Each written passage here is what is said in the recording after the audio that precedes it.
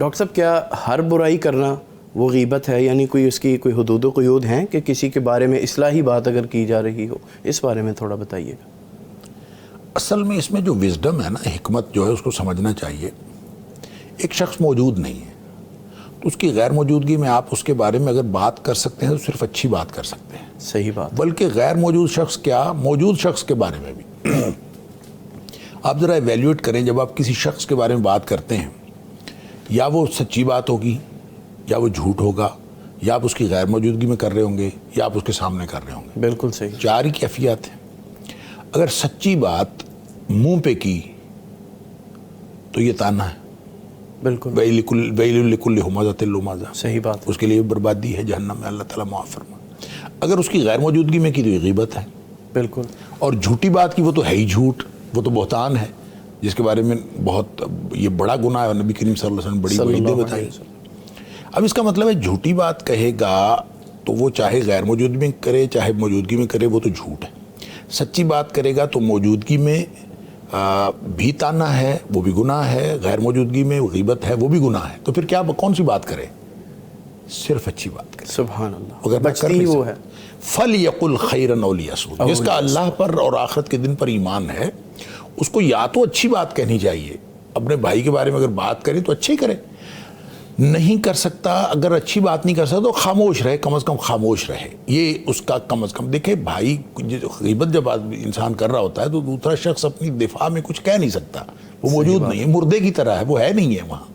لہٰذا آپ جب ایک مردے کا گوشت نوچ رہے ہیں، اس کی عزت نوچ رہے ہیں، اور اس کی حفاظت کرنے کی بجائے آپ اس کی حفاظت، اس کی عزت کو جو ہے اس کے در پہ ہوئے ہیں۔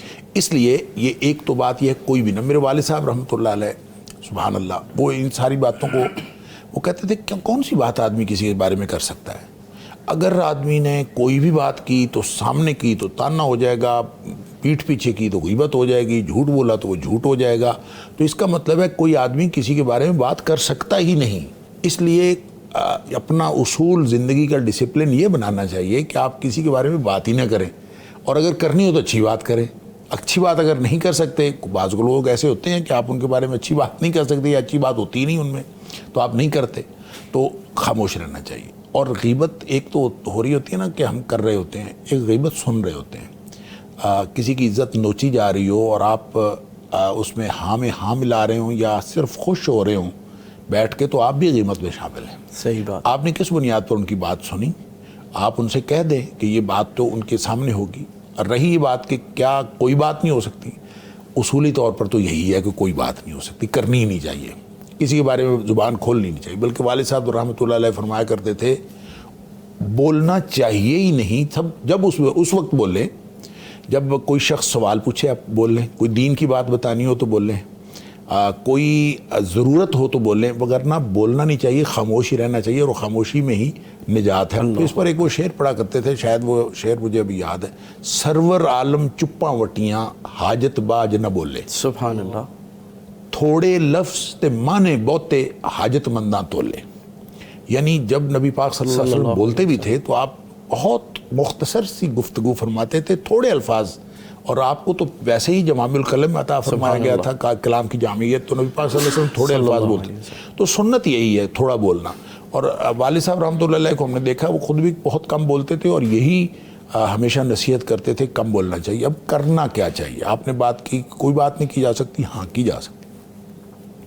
اگر کوئی شخص ظالم ہے، اس کے ظلم سے لوگوں کو آگاہ کرنا، بالکل یہ غیبت نہیں ہے، تاکہ لوگ اس کے ظلم سے بچ جائیں، اس کے شر سے بچ جائیں۔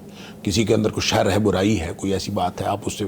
اسی طرح اگر کوئی شخص ظالم ہے اور آپ کسی حکمران کو جا کے شکایت کر رہے ہیں، اس کی حکمران کو یا جو بھی ذمہ دار آدمی ہے اس کو جا کے شکایت کر رہے ہیں، تو یہ بھی جو ہے نا وہ غیبت میں نہیں آتا۔ جیسے صحابہ صحابیات نبی پاک صلی اللہ علیہ وسلم کے پاس آ کے کوئی نہ کوئی بات اس طرح کی کرتے تھے کہ فلاں آدمی ایسا ہے ایسا ہے، نبی پاک صلی اللہ علیہ وسلم اس کے بارے میں، بلکہ بعض تو خواتین جو صحابیات ہیں ان کی ایسی باتیں موجود ہیں کہ انہوں نے اپنے شوہروں کے بارے میں کہا کہ وہ خرچہ نہیں دیتا، مثال کے طور پر آ کے کہا خرچہ نہیں دیتا۔ اب یہ بات سچی تھی، اس کو اچھی بھی نہیں لگنی تھی، بظاہر یہ غیبت کی ڈیفینیشن پہ پوری اترتی ہے، لیکن یہ ایک اصل میں ایک شکوہ تھا، اور نبی کریم صلی اللہ علیہ وسلم نے اس کا علاج بھی بتایا۔